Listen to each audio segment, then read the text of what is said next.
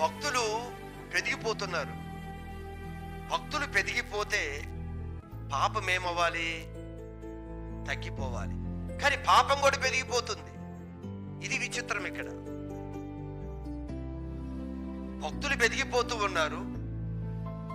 భక్తి చూడండి, వెనకటి దినానికి ఇప్పుడు దినానికి భక్తి చాలా పెరిగింది అని చెప్పుకుంటాం. చిన్నపిల్లల కానించి పెద్దవారి వరకు మనం చూస్తుంటే అబ్బో వీరు మంచి భక్తి చేస్తున్నారు అన్నట్లుగా కనిపిస్తున్నాం. మరి భక్తి ప్రబలుతూ వెళ్ళిపోతుంది, భక్తులు పెరుగుతున్నారు. మరి పాపమేమో తగ్గవలసింది, పాపం కూడా పెరుగుకుంటూ వెళ్ళిపోతుంది. మరి మన కంటితో చూస్తున్న వారందరూ భక్తులేనంటారా? చాలా మందిని చూస్తాం కదా, పెద్ద సమూహం లాగా తొక్కిసలాట. ఎంతమంది చనిపోయారు ఈ భక్తుల యొక్క తొక్కిసలాటలో? కొంతమంది సరిపోతున్నారు. అంటే అందరూ మనం చూసి భక్తులు భక్తులు భక్తులు అని అనుకుంటున్నాం కదా. ఆ భక్తుల్లోనే అబద్ధాలు ఆడేవారు లేరా? ఆ గుంపులోనే తాగుబోతులు లేరా?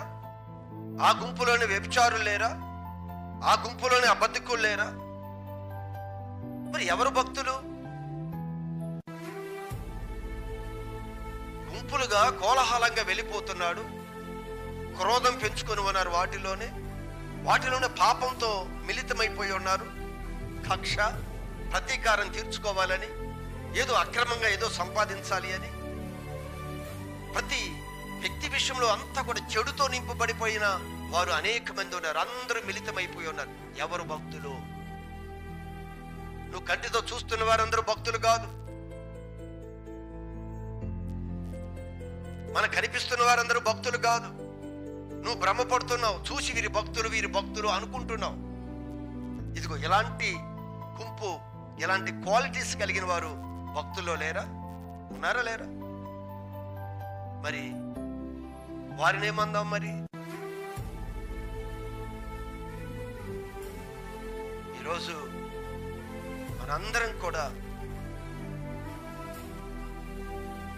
అందరిని చూసి భక్తులు అనే ఒక భ్రమలో ముందుకు వెళ్ళిపోతూ ఉన్నాం. కానీ ఈ గుంపులో ఉన్న ఇలాంటి క్వాలిటీస్ వ్యక్తులందరూ కూడా ఉన్నారు. ఏదో వస్తే, ఏదో జరుగుతుంటే, ఏదో పండగ అయితే ఓ భక్తులు గుంపులుగా కనిపిస్తారు. అంతా కూడా క్రోధంతో నిండిపోయిన వారు, అసూయతో నిండిపోయిన వారు, అదే పాపంతో నిండిపోయిన వారు అందరూ కూడా కొన్ని సింబల్స్ తన యొక్క బాడీ మీద చూపిస్తూ మేము భక్తులమి అని సింబల్స్ మనం చూపిస్తూ ఉన్నాం. పైకి భక్తి పరులుగా మనం కనపరుచుకుంటూ ఉన్నాం. ఇవంతా మన ముందు ఉంది కదా. మరి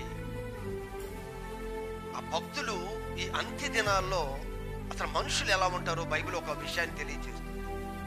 అసలు ఈ అంత్య దినాల్లో ఎలా ఉంటున్నాడు చూడు. ఒక్క విషయాన్ని మీకు నేను చూపిస్తాను. తిమోతికి రాసిన 2వ పత్రిక 3వ అధ్యాయం 1వ వాక్య భాగంలో,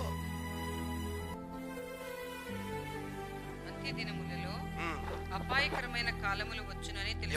ఎప్పుడు అంత్యదినములలో. ఏ దినాలు ఇవి? ఇవి అంత్య దినాలు, చివరి దినాలు ఇవి. ఆ చివరి దినంలో మనం ఉన్నాం ఇప్పుడు. ఈ చివరి దినంలో దేవుడు చెప్తున్నాడు అపాయకరమైన కాలములు వచ్చును, అపాయకరమైన కాలములు వచ్చును అని తెలుసుకును అని మీరందరూ తెలుసుకోండి. ఎలాగా? ఏంటి? ఈ అంత్యకాలంలో భక్తులు గుంపులుగా నీకు కనిపిస్తున్నారు కదా. జాగ్రత్త. అందరూ భక్తులు అనుకొని ఒకవేళ నీవు వారిని చూసి నీ భక్తి జీవితాన్ని పాడు చేసుకుంటావేమో.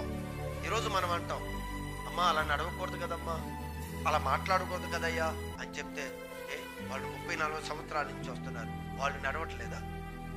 వాళ్ళు చేయటం లేదా? వారు భక్తులు కదా. మరి మేం చేస్తే తప్పేంటి? అర్థమవుతుందా? మనం కొంతమందిని చూసి వారు భక్తులు కదా, మరి ఇన్ని సంవత్సరాల నుంచి భక్తి చేస్తున్నారు కదా, మరి వాళ్ళు చేసినప్పుడు మనం చేస్తే తప్పేంటి? అంటే నువ్వు భక్తులు అనుకున్న వారు అబద్ధాలు ఆడితే మనం కూడా ఆడవచ్చు అనే. అందుకే అందరూ నువ్వు భక్తులుగా ఎంచడానికి లేదు. అందుకే వారి ప్రవర్తన చూసి ఈరోజు నడవాలనుకునే వ్యక్తులు కూడా అదిగో వాళ్ళు ఆ విధంగా చెప్తున్నారు కదా, వాళ్ళ బోధే కరెక్ట్, వాళ్ళు చేయొచ్చు అన్నారు, తినమన్నారు, ఆడుకోమన్నారు, ఏదైనా చేయొచ్చు అన్నారు. దురద చెవులు కలిగిన వారు మనం. ఆ బోధే మనకిష్టం. హిత బోధ మనకి ఇష్టం లేదు. ఆరోగ్యకరమైన బోధ ఇష్టం లేదు మనకి. మీరు గమనించండి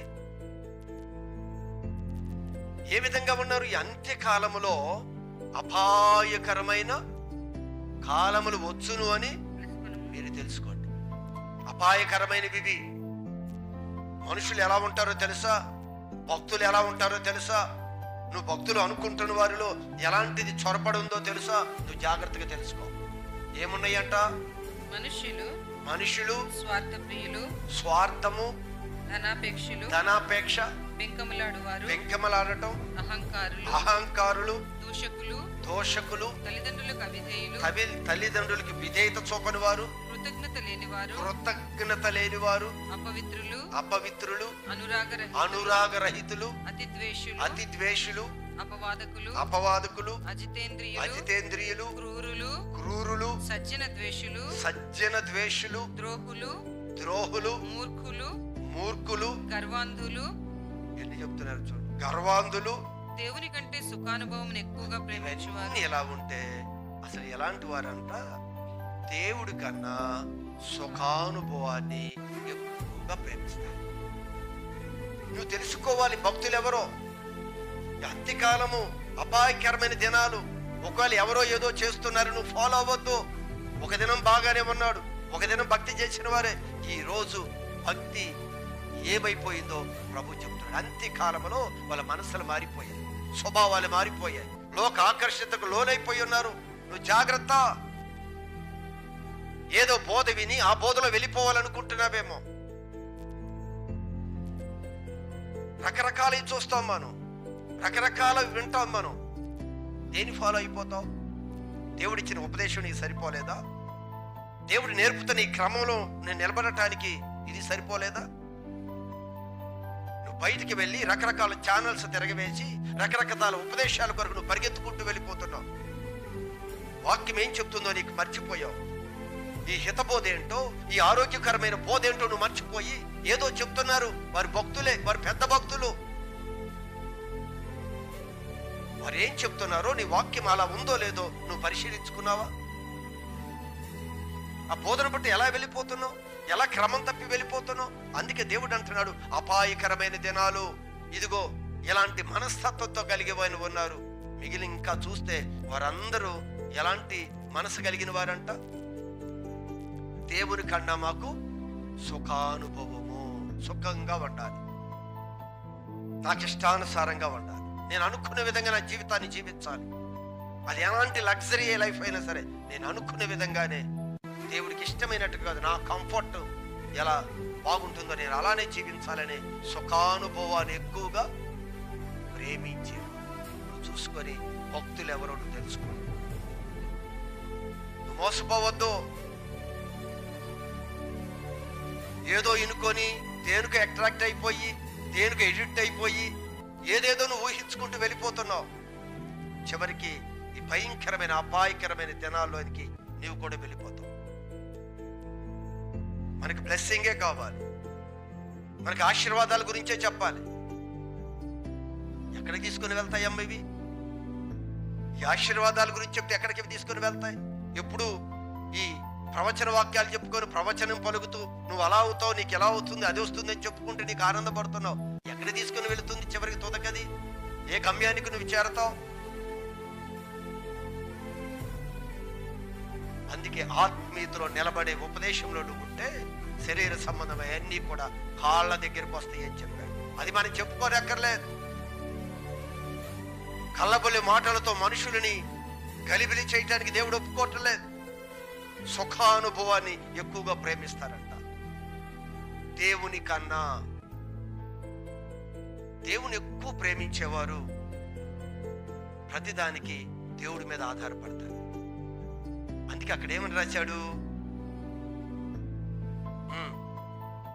వారు పైకి, ఎక్కడంట? పైకి భక్తులని చెప్పాడా? పైకి భక్తి కలిగిన వారుగా ఉండి, పైకి భక్తి కలిగిన వారుగా ఉండటం అంటే అతను పైకి భక్తి కలిగిన వారంటే పైకి అంటే ఎలా కాదు, పైకి భక్తి కలిగిన వారిగా అని చెప్తున్నాడు. పైకి ఇప్పుడు మనం రోడ్డు మీద వెళ్తా ఉన్నాం అనుకోండి, మనలో మనం చూసుకునే కొన్ని వస్తువులు, మనతో ఉన్న కొన్ని సామాగ్రి చూడగానే వీరు భక్తులు. భక్తులు రకరకాల ఉన్నారు కదా, అందరూ వాళ్ళు పట్టుకునే బుట్ట, నువ్వు పట్టుకునేది, ఏది పట్టుకుని వెళ్ళిపోతాం కదా, చూడగానే వీరు భక్తులు అంటాడు. పైకి భక్తి కలవారు వలె ఈ భక్తులు ఏం చేస్తారు అంటే, పైకి భక్తిగా నటించేవారు వీరు. శ్రమ వచ్చినా, కష్టం వచ్చినా, ఇబ్బంది వచ్చినా వారు దేవుని యొక్క శక్తిని ఆశ్రయించారు. నిజమైన భక్తులైతే దేవుడి శక్తిని ఆశ్రయిస్తారు, ఏ పని రానివ్వండి. అదే అక్కడ రాశాడు, పైకి భక్తి కలిగిన వారిగా ఉండియు దాని శక్తిని ఆశ్రయించని వారయుందురు. ఎందుకంటే వీరందరూ కూడా ఇదిగో మనుషుల్ని సంతోష పెట్టడానికి భక్తి చేస్తారు. మా బంధువులు ఏదో అనుకుంటారండి, అలా చేయకపోతే, నేను అక్కడికి వెళ్ళకపోతే రేపు బంధువులు మాతో మాట్లాడరండి. మరి ఈయన మాట్లాడకపోయినా పర్లేదా? ఈయన రాకపోయినా పర్వాలేదా నీ పెళ్ళికి? వాళ్ళందరూ వస్తే చాలా నీకు, ఈయన రావక్కర్లేదా? ఈయన తోడక్కర్లేదా? చూడండి ఎన్నో ఆలోచనలు, మనం ఎలాంటి ఆలోచన కలిగి ఉన్నాము. అందుకే ప్రభు అంటున్నాడు, ఎప్పుడైతే ఆ మనుషులని సంతోష పెట్టడం. బైబిల్లో దేవుడు చెప్తాడు, అసలు ఇన్ని సంవత్సరాలు నువ్వు భక్తి చేసావు కదా అమ్మ. మనం దేవాలయానికి వచ్చి కొన్ని నెలలు అయిన వారు ఉన్నారు, కొన్ని సంవత్సరాలు గడిచిన వారు ఉన్నారు. ఎక్కువ మంది సంవత్సరాలకే క్రాస్ అయ్యి ఉంటారు, తక్కువ మంది వారాలు నెలలు. వాళ్ళు వారాల పిల్లలు, నెలల పిల్లలు, వారాల పిల్లలు తక్కువ మంది, నెలల పిల్లలు తక్కువ మంది. అందరూ ఎదిగి సంవత్సరాలు గడిచిన పిల్లలే, అంటే ఆహారం తినే వయసు వచ్చిన వారే. అవునా? వారు మరి ఇంత తిన్నారు కదా, ఇంత ఆహారం తిని ఇంత బలాన్ని పొందుకుంటున్నారు కదా, వారు ఎలా ఉన్నారో బైబిల్ ఏం చెప్తుందో తెలుసా? ఇప్పటికీ ప్రజెంట్ ఈ స్థితిలో ఉన్న మనతో ఆయన అంటాడు, మనుషులను సంతోష పెట్టాలనుకుంటున్నావా? దేవుని సంతోష పెట్టేవాడిగా ఉన్నావు. దేవుని సంతోష పెట్టేవారిగా ఉంటే దేవుడి శక్తిని ఆశ్రయిస్తారు. ప్రతి శ్రమ, ప్రతి కష్టము, ప్రతి ఇబ్బంది, ప్రతి ఇరుకు, ప్రతి శోధన, ప్రతి తెగులు వచ్చినప్పుడు కూడా ఈ వ్యక్తి భక్తుడు ఎవరిని ఆశ్రయిస్తాడు? దేవుడి దగ్గర పరిగెత్తుతాడు. ప్రభువా ఆయన శరణు దొచ్చుతాడు. కానీ మనుషులని సంతోష పెట్టడానికి భక్తి క్రమంలో ఏ వ్యక్తి అయితే వెళుతున్నాడో, శ్రమ వచ్చినప్పుడు ఎక్కడికి వెళ్తాడు? ఈయన దగ్గరికి రాడు. నువ్వు అనుకుంటున్నావు, భక్తుడి అనుకుంటున్నావు, నువ్వు ఖచ్చితంగా నిర్ణయం తీసుకో. శ్రమలో నువ్వు ఎవరిని ఆశ్రయిస్తున్నావు? మనుషులని సంతోష పెట్టే విధంగా నీ భక్తి కొనసాగించిన ప్రతి ఒక్కరూ శ్రమ కాలంలో వాళ్లే నాకు తోడుగా ఉంటారు. అందుకే కదా వారు మాట విన్నావు. దేవుడు చెయ్యొద్దు అన్నా కూడా నువ్వు చేస్తున్నావు. ఎందుకు? వాళ్ళు సంతోష పెడితే రేపు బాధల్లో నా దగ్గరికి వస్తారు, కష్టంలో నా దగ్గరికి వస్తారు, నన్ను పలకరిస్తారు, నాకు సహాయం చేస్తారు. అందుకే కదా వాళ్ళని సంతోష పెట్టడానికి వెళ్ళిపోయావు. దేవుడు వద్దని చెప్పినా, దేవుడు చెయ్యొద్దని చెప్పినా నువ్వు ఎందుకు వెళ్ళిపోతున్నావు? రేపు వాళ్ళు నాకు సహాయం కావాలి. నీ కష్టంలో ఈయన సహాయం అక్కర్లేదు కదా, వాళ్ళ సహాయమే కోరుకో. చదవండి ఒకసారి వాక్య భాగాన్ని తీయండి. వాక్య రెఫరెన్స్ చెప్తాం. గలతీయులకు రాసిన పత్రిక 1వ అధ్యాయము 10వ వాక్య భాగం. అందరు తీయండి. గలతీయులకు రాసిన పత్రిక 1వ అధ్యాయము 10వ వాక్య భాగం. నేను మనుషుల దయను సంపాదించుకొని చూస్తున్నానా? నా వైపు చూడండి అమ్మా. తర్వాత బైబిల్ తిప్పుతూ రాసుకున్నారు కదా, తర్వాత చూద్దాం. నేను మనుషుల దయను, నువ్వు అనుకోవాలి. నేను అంటే నేను కాదు, నేను అనుకోవాలి, నువ్వు అనుకోవాలి. అనండి, చదవమ్మా.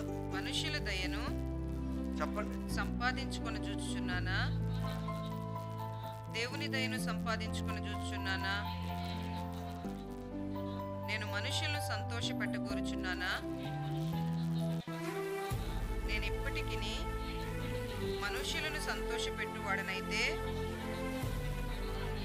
క్రీస్తు దాసుడను కాకయే పోదును. కాకయే పోదు. నేను దేవుడికి సంబంధం లేని వాడిని. నేను ఇప్పటికీ నెలల పిల్లలం కాదు కదా, వారాలు పిల్లలం కాదు, నెలల పిల్లలం కాదు, సంవత్సరాల పిల్లలం కదా. మనం కొన్ని సంవత్సరాల పిల్లలు.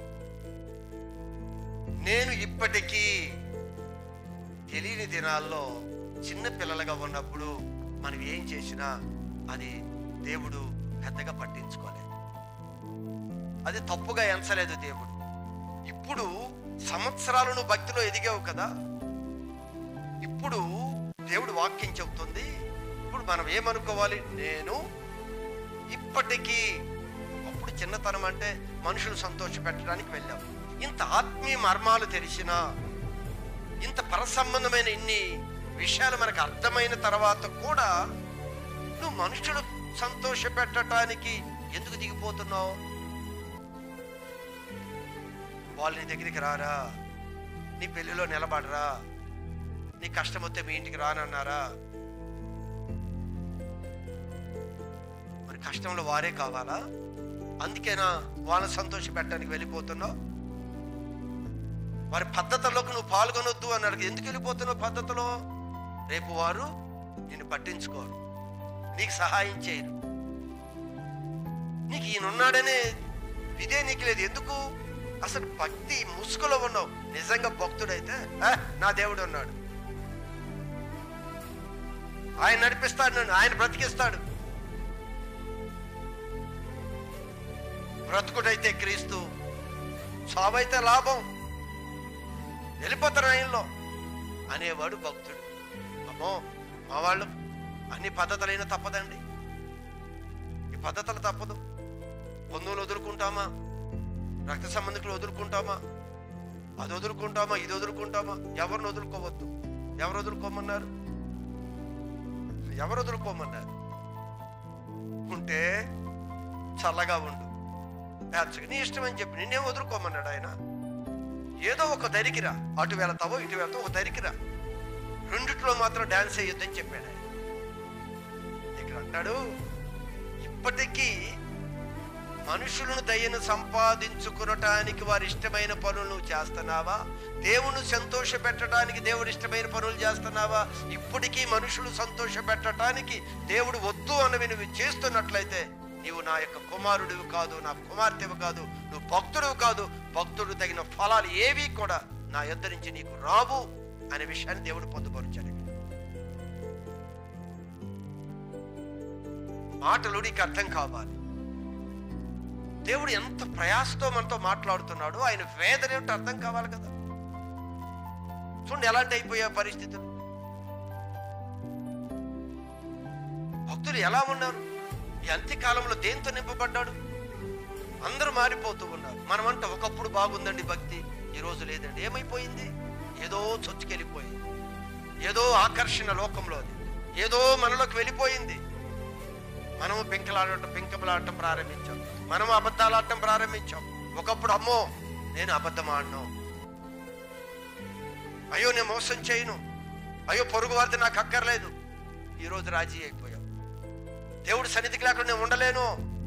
ఏ పరిస్థితి ఉన్నా, పని అయినా, ఉద్యోగమైన, వ్యాపారం ఏది అడ్డొచ్చినా సరే పక్కన పెట్టి నేను దేవుడి సన్నిధికి వెళ్ళాల్సిందే. ఈరోజు ఏమైంది?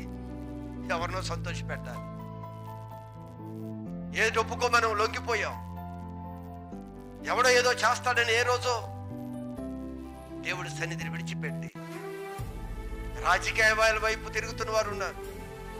లోకంలో దేనికి బానిసలమైపోయామో తెలుసా? దాని కొరకు దేవుడి సన్నిధిని అమ్ముకునే పరిస్థితి ఏర్పడింది. అందుకే అంటున్నాడు, అంత్యకాలములో అపాయకరమైన కాలాలు, దినాలు. చూడండి, మీరు మనం చదివిన తిమోతికి రాసిన మొదటి పత్రిక చూడండి. ఇప్పుడు 1వ తిమోతి చూశాం కదా, ఇప్పుడు 2వ తిమోతి పత్రిక చదివాం. ఇప్పుడు 1వ తిమోతి పత్రిక 4వ అధ్యాయము 7వ వాక్య భాగం. అపవిత్రములైన ముసలమ్మ ముచ్చట్లను విసర్జించండి చెబుతున్నాడు ఆయన. భక్తులుగా మీరు ఉండాలి అంటే మీరేం చేయాలి?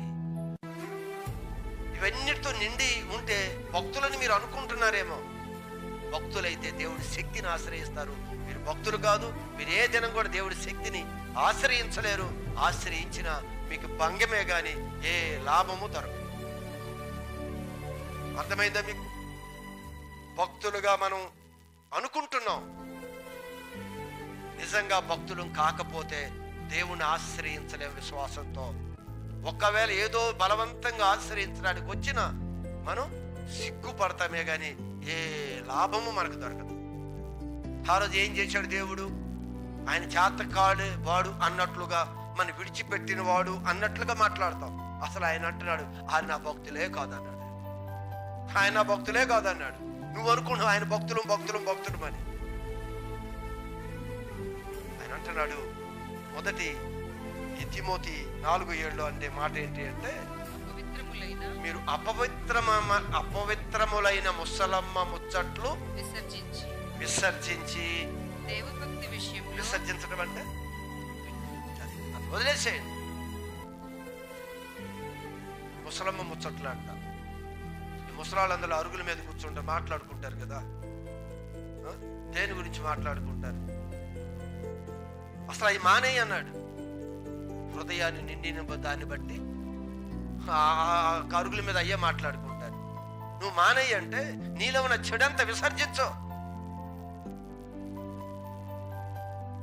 కాలక్షేపంగా ఏదో మాట్లాడుకుంటావు, 10 మంది గురించి మాట్లాడుకుంటావు, 10 రకాలుగా మాట్లాడుకుంటూ ఉంటావు. అందుకే ముసలమ్మ ముచ్చట్లు, ముసలమ్మ అంటే ముసలాయన కాదని కాదు. అసలు ముసలమ్మ ముచ్చట్లన్నా ముసలాయన ముచ్చట్లన్నా ఒకటే. ముసలమ్మ ముచ్చట్లు విసర్జించి దైవ భక్తి విషయంలో నీకు నీవే సాధకం చేసుకును. ఈ రోజు నుంచి నీకు నీవే సాధన చేసుకో. మరెవరు చెప్పరు, నీకు నీవే నిలబడు. దైవ భక్తి విషయంలో నువ్వే సాధన చేయి. ఈ రోజు నుండి ముసలమ్మ ముచ్చట్లు పక్కన పెట్టు. మనుషులు సంతోష పెట్టడానికి నేను ఇవి చేశాను, ఇక నేను చేయను ప్రభా, నిన్ను సంతోష పెట్టే విధంగా నా భక్తి చేస్తాను. భక్తుడేంటో నేను చూపిస్తా. దాన్ని పక్కన పెట్టు. అందుకు ఆయన చాలా స్పష్టంగా చెప్తూ ఉన్నాడు, ఈ అపవిత్రమైన, మరొకసారి చదవండి, అపవిత్రములైన ముసలమ్మ ముచ్చట్లు పవిత్రమైనవా? మనకేమి ఇష్టం? అందరం బయట కూర్చొని మాట్లాడుకుంటే ఇష్టం. బయట మాట్లాడుకునేటప్పుడు మన ఇద్దరి విషయాలు మాట్లాడుకుంటే ఇష్టం ఉండదు. 10 మంది విషయాలు మాట్లాడుకుంటే ఇష్టం. అందుకు ఆయన అన్నాడు దానికి అపవిత్రమైన.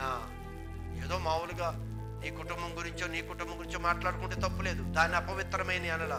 ఒకవేళ నీ మాటల్లో ఉండే అపవిత్రతమైన మాటలు మాట్లాడుకునే వారి గురించి ఆయన చెప్తున్నాడు. అంతేగాని ముసలాలు కూర్చున్నాయన్ని అబద్ధాలు అపవిత్రమైనవి అని కాదు. అపవిత్రమైన ముసలమ్మ ముచ్చట్లు విసర్జించి దైవ భక్తి విషయములో నీకు నీవే సాధన చేయి. అసలు నీకు నీవే సాధన చేసుకో. ఎవరు నీకు నేర్పలేదు. నువ్వు వింటున్నావు కదా వాక్యం ఎలా ఉండమన్నాడు చెప్పాడు కదా. నువ్వే సాధన చేయి దైవ భక్తి విషయంలో. అప్పుడు నువ్వు భక్తుడిగా ఉంటావు. ప్రభువా అని పిలిస్తే నేనున్నాను అని సమాధానం దేవుడు ఎవరికి ఇస్తాడు అంటే తన భక్తులకి ఇస్తాడు. ఎక్కడుండి నువ్వు పిలిచిన ప్రభువా అని పిలిస్తే అక్కడికి దిగి వస్తాడు తన భక్తుల కొరకు. తన భక్తుల కొరకు ఎక్కడికైనా దిగి వస్తాడు దేవుడు. కానీ ఎవరు శక్తిని ఆశ్రయిస్తారు అంటే దైవ భక్తి కలిగిన వారు దేవుడి శక్తిని ఆశ్రయిస్తారు. భక్తి లేకుండా మనుషులను మెప్పుకోరిన వారు మనుషులు ఆశ్రయిస్తారు. అందుకే ఇక్కడ అంటున్నాడు, ఏమన్నాడు? దైవభక్తి విషయంలో నీకు నీవే సాధకం చేసుకొనుము. శరీర సంబంధమైన సాధకము కొంచెం మట్టుకే ప్రయోజనకరమవును. కొంచెం కాలమే సాధన అనేది. దైవ భక్తి విషయములో సాధన ఉంది, శరీర విషయంలో కూడా సాధన. ఈ శరీర విషయంలో మనం ప్రయాసపడతాం. అది ఎన్నాళ్ళు? ఒక మంచి బాడీ ఫిట్నెస్ కావాలి అని మనం సాధన చేస్తాం. ఇది ఎన్నాళ్ళు ఉపయోగం అర్థమవుతుందా?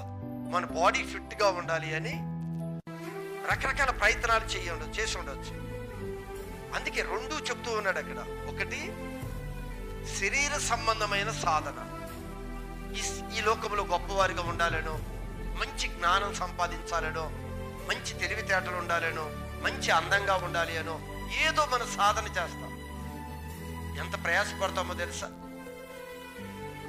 మనం శరీర సంబంధం విషయంలో సాధన ఎక్కువ చేస్తామా?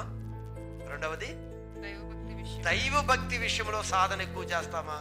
మీరు చెప్పండి, ఏం సాధన చేస్తాం?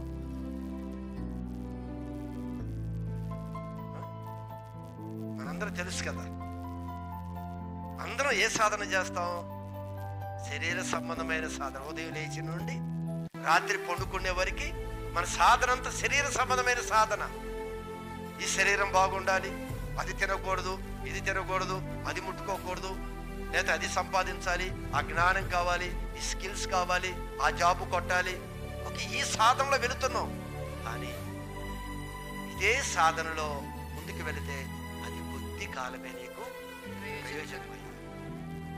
లైఫ్లో ఆల్రెడీ సుఖమైపోయింది. ఇంకా నువ్వు ఎన్ని స్కిల్స్, ఎంత అందాన్ని నువ్వు డెవలప్ చేసుకున్నా ఎన్నాళ్ళు ఇది? ఇంకొక 20 సంవత్సరాలు, ఇంకో 10 సంవత్సరాలు, ఒక్కొక్కరికి ఒక్కొక్క టైంలో అది ముగించుకో. అందుకే అన్నాడు కొద్ది కాలమే. నువ్వు ఎగిరెగిరి పడినా అది ఎంతో కాలం ఉండదు. ఈ శరీర సంబంధంగా రాత్రింబగలు నువ్వు కష్టపడుతున్నావు కదా, రాత్రింబగలు ప్రయాసపడుతున్నావు కదా, ఇది కొద్ది కాలమే. కానీ దైవ భక్తి విషయంలో కానీ నువ్వు సాధన చేస్తే, నేను ఖచ్చితంగా ఇదిగో నా నోటి మాటలు మార్చుకుంటాను, నా పద్ధతి మార్చుకుంటాను, నా నడకను మార్చుకుంటాను, దేవుడు చెప్పిన విధంగా ఖచ్చితంగా సక్రమైన మార్గంలో నడిచి మంచి భక్తుడిగా ఉంటాను అని నీవు సాధన చేసుకుంటే, ఈ దైవ భక్తి విషయంలో చేసే సాధన ఇప్పటి జీవం విషయంలోను, ఇప్పుడు జీవించే ఈ 70, 80, 90, 100 సంవత్సరాల కాలమానికి, రాబోవు నిత్య జీవానికి కూడా వాగ్దానముతో కూడినదైనందున, అది వాగ్దానముతో కూడినందు అయినా అది అన్ని విషయంలో అది ప్రయోజనకరం, వాగ్దానం చేయబడి అన్ని విషయాల్లో నీకు ప్రయోజనం. ఏ సాధన? మరొక సాధన ఏంటి? శరీర సంబంధమైన సాధన. ఎక్కువ దేనికి సాధన మంది? ఉదయాన్నే 3 గంటలు లేచి బుక్ తీర్థం చదవటానికి. మరి బైబుల్ చదువు అంటే, ప్రార్థన చెయ్యంటే, సెల్ చూసుకొని ఏదైనా చూసుకోమంటే, ఈ సాధన అంటున్నాడు. నువ్వు ఎంత కష్టపడ్డావు, రాత్రి లేచావు, పగలు లేచావు, ఏదో ఆడుకున్నావు, ఏదో చేసావు. పిల్లలందరూ ఎడిక్ట్ అయిపోయారు కదా మొబైల్కి. ఏదో దానిలో ఏదో ఆయన అంటాడు, నువ్వు ఎంత సాధన, ఏమి నేర్చుకోవాలనేదంతా.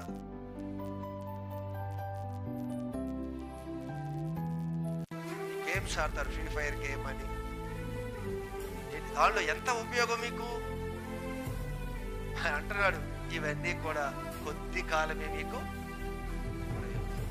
దైవ భక్తి గురించి సాధన చేయండి. ఈ రోజు నుండే పెద్దవాళ్ళు అయ్యారు కదా, బలమైన ఆహారం తిని వయసు వచ్చింది కదా, మీరు దేనికి సాధన చేయాలి? ఇప్పుడు దైవ భక్తి విషయంలో సాధన చేయండి. ఈ 70, 80 సంవత్సరాలు అది నీకు ప్రయోజనం. ఈ శరీరాన్ని విడిచిన తర్వాత ఇదిగో నిత్య జీవానికి అది చాలా ప్రయోజనకరమైనది. ముసలమ్మ ముచ్చట్లు మాను. మనుషులు సంతోషపెట్టే పద్ధతిలో నుంచి నువ్వు బయటికి రా. దేవుని కొరకు నిలబడాలి అనే విషయాన్ని దేవుడు తెలియజేస్తూ ఉన్నాడు. అందరం భక్తులమే. భక్తులని మరి మనం గుర్తుపట్టలేకపోతున్నాం. ఎవరు భక్తులో మరి దేవుడు గుర్తుపడతాడో లేదు. మనకే గుర్తుపట్టలేకపోతున్నాం పక్కన ఉన్న వారిని. పైన ఆయన గుర్తుపడతాడా? పక్కనున్న వాళ్ళని మనం గుర్తుపట్టలేకపోతున్నాం. ఇది భక్తుడా భక్తురాలా కాదా అని మనం గుర్తుపట్టలేకపోతున్నాం. మరి ఆయన గుర్తుపడతాడా?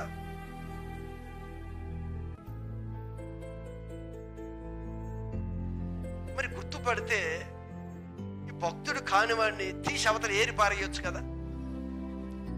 మీలో చాలా మంది ఇదే నన్ను అడిగారు, నాయుడు తప్పు చేశాడు కదా, ఇంకా తాగి మందిరానికి వస్తున్నాడు, దేవుడు ఊరుకుంటున్నాడు ఏంది, ఏం చేయాలయ్యా, దెబ్బ కొట్టి పడేస్తే పోతాడుగా. తెలిస్తే దేవుడు ఎందుకు చేయట్లేదు, మరి ఆయనకి తెలియదు. తెలిస్తే మరి ఊరుకుంటున్నాడు ఏంటి? ఇదిగో అబద్ధకులు, దోషకులు, అపవిత్రకులు, మాంత్రికులు, ఈ టైప్ వాళ్ళు కూడా లోపలికి వచ్చేస్తున్నారు, అందరూ వచ్చేస్తున్నారు. మరి ఆయన ఏం ఊరుకుంటున్నాడు అని తెలిస్తే? నన్ను అడిగారు కొంతమంది, అన్నా మరి దేవుడు తప్పు చేసిన వాడిని కొట్టకుండా ఎందుకు వదిలిపెడుతున్నాడు, తీసి వేరి పారేయకుండా ఎందుకు ఉంచుతున్నాడు? అలా మోసం చేస్తున్నారు కదా, అలాంటి క్రూరంగా ప్రవర్తిస్తున్నారు కదా, ఎందుకు ఆయన శిక్షించటం లేదు అంటే వారి ఉద్దేశం ఏంటంటే దేవుడు కూడా ఎవరు భక్తులో ఎవరు భక్తులు కాదో దేవుడు కూడా అర్థం కాలేదేమో అని అనుకుంటున్నారు. ఏమా అంతే కదా, కనపడితే ఆయన కూడా ఏరేసేవాడు కదా, చెత్తనంతా ఎందుకు ఉంచుతాడు, మంచి గట్టి కింద నుంచి మొత్తం ఊడ్చేసేవాడు కదా. మరి ఇప్పుడు ఆయనకి కనిపించటల్లా, మనకే కనిపించలేదు పక్క నుండి, ఆయనకి ఎట్లా కనిపిస్తాడు అని నాతో మాట్లాడారు. వారు నాతో చెప్తున్నారు,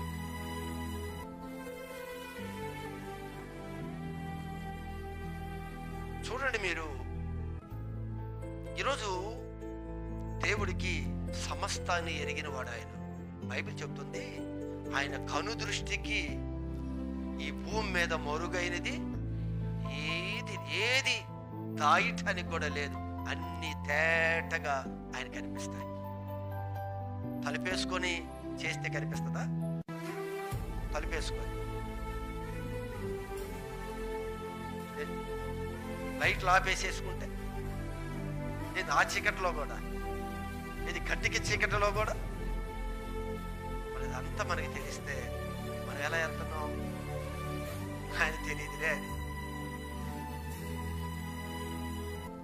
ఈరోజు మనం గమనించగలిగితే అన్ని పరిస్థితులు మన ముందుకు వస్తున్నాయి. ఒక కుటుంబం ఉంది, ఎగ్జాంపుల్ మీకు చెప్తాను. ఎందుకు దేవుడు కొట్టడం లేదు, ఎందుకు అలాంటి వాడిని తాగుబోతుల్ని ఏలని దేవుడు ఎందుకు ఉంచుతున్నాడు, తీసి పారేయచ్చు కదా అని. సరే ఒక విషయం చెప్తా, నువ్వు రక్షణ పొందావు మంచిగానే, నీ కుటుంబంలో తర్వాత నీ పిల్లలు నీ భర్త తర్వాత కూడా వాళ్ళు కూడా రక్షణలోకి వచ్చారు. కొద్ది దినాల తర్వాత వాళ్ళు తాగుడుకో వ్యసనాలకో అలవాటు పడ్డారు, భక్తి నుంచి వారు తప్పిపోయారు, నువ్వు భక్తిలోనే ఉన్నావు. ఇప్పుడు దేవుడు ఒక దెబ్బ కొట్టి నీ భర్తను నీ కొడుకును తీసి అవతల పారేస్తే అది సంతోషమని మరి ప్రశ్నిస్తున్నారు. తప్పు చేసిన వాడు దేవుడు ఎందుకు ఉంచాడు, అబద్ధం అన్నాడు ఎందుకు ఉంచాడు? అలా ఏరుకుంటూ పోతే ఇక్కడ మిగిలేది ఏమీ లేదు. చివరి దినం వరకు వాళ్ళలో మార్పు రావాలని కోరుకుంటున్నాడు దేవుడు. ఆయన రాకడ దినం వరకు కూడా అవకాశం ఇచ్చాడు ఆయన. ఇంకా ఇంకా ఇంకా ఇప్పుడైనా ఇప్పుడైనా ఇప్పుడైనా ఏదో ఒక రోజు వారు మారుతారు. అందుకే గోధుమలు గురుగుల గురించి ఒక ఉపమానాన్ని మన గత దినాల్లో చదువుకున్నాం. అది అంత నీకు వివరంగా తీసుకురాను కానీ ఈ సందర్భాన్ని బట్టి కొన్ని మాటలు దానిలో నుంచి మీకు తెలియజేస్తాను. చూడండి ఒక్కసారి మత్తయి సువార్త 13వ అధ్యాయము 24వ వాక్యం. సమయం అయిపోయింది, ముగిస్తాను. మత్తయి సువార్త 13:24. పరలోక రాజ్యము తన పొలములో మంచి విత్తనము విత్తిన ఒక మనుషుని పోలి ఉన్నది. మనుషులు నిద్రించుచుండగా అతని శత్రువు వచ్చి గోధుమల మధ్యలో గురుగులు విత్తిపోయెను. జాగ్రత్తగా చూడాలి. దేవుడంట గోధుమలని నాటాడు. తర్వాత శత్రువు వచ్చి వాటి మధ్యలో గురుగులు నాటి వెళ్ళిపోయాడు. కాలం వచ్చింది, వర్షం పడింది, విత్తనం ఫలించింది, చిన్న మొక్కలు పైకొచ్చాయి. అన్నీ వచ్చినప్పుడు అన్నీ పచ్చగా ఉన్నాయి, అన్నీ అలానే ఉన్నాయి. చూడటానికి ఎలా చూసినా కూడా అర్థం కావట్లా, అన్ని గోధుమలు లాగానే ఉన్నాయి. ఎందుకు ఇత్తింది గోధుమలు కదా, అలానే ఉన్నాయి. అయితే కొంతకాలం అయింది. ఎప్పుడు మొలకలు పెరిగి మొలకలు కొంచెం పెద్దయ్యి గింజ పట్టినప్పుడు దానికి గింజ వచ్చే సమయానికి పురుగులు కూడా గురుగులేంటో గోధుమలేంటో అర్థమైపోయాయి. ఈ రోజు కూడా అంతా కూడా మన అందరం కూడా ఒకే మార్గంలో వెళ్ళిపోతూ ఉన్నాం. దేవుడు మనల్ని రక్షించుకున్నాడు. దీనిలోకి సాతాను కొంతమందిని ప్రవేశపెట్టాడు, కొంతమందిలోనికి చెడుని తీసుకొచ్చి నాటాడు. మంచిగా పరిశుద్ధంగా జీవిస్తూ దేవుడి కొరకు వెళుతున్న మనలో అపవాది ఏం చేశాడు అంటే ఏయో వచ్చి కొన్ని విత్తనాలు నాటాడు. అందుకే ఇన్నాళ్ళు నేను బాగా నడిచానండి, ఇప్పుడే నడవలేకపోయి తప్పిపోయాను. ఈలోపు ఏం చేశాడు, వచ్చాడు కొన్ని బీజాలు వేసి వెళ్ళాడు, అది కూడా మలిచాడు. ఇవన్నీ వేసుకుంటూ వెళ్ళిపోతూ ఉన్నాడు. దేవుడు చెప్తాడు సమయం ఉంది, ఇదిగో ఆ విత్తనాలు ఎప్పుడైతే పట్టే సమయం వచ్చిందో అదిగో గోధుమలేంటో పురుగులేంటో అర్థమైపోయాయి. ఇప్పుడు ఏం చేస్తాడు యజమానుడు, ఆ సమయం ఎప్పుడైతే కోతకాలం వచ్చిందో కోతకాలం వరకు రెండిటిని కలిసి ఎదగనీయుడి. రెండింటిని ఆయన అంటున్నాడు, రెండింటిని కలిసి ఎదగనీయుడి. మరి తీసేయడే, తీసేయమని చెప్పటల్లా. తీస్తే ఏమైంది, గోధుమ ఉంది, ఇది గోధుమ గురుగు అన్ని కలిసి ఉన్నాయి.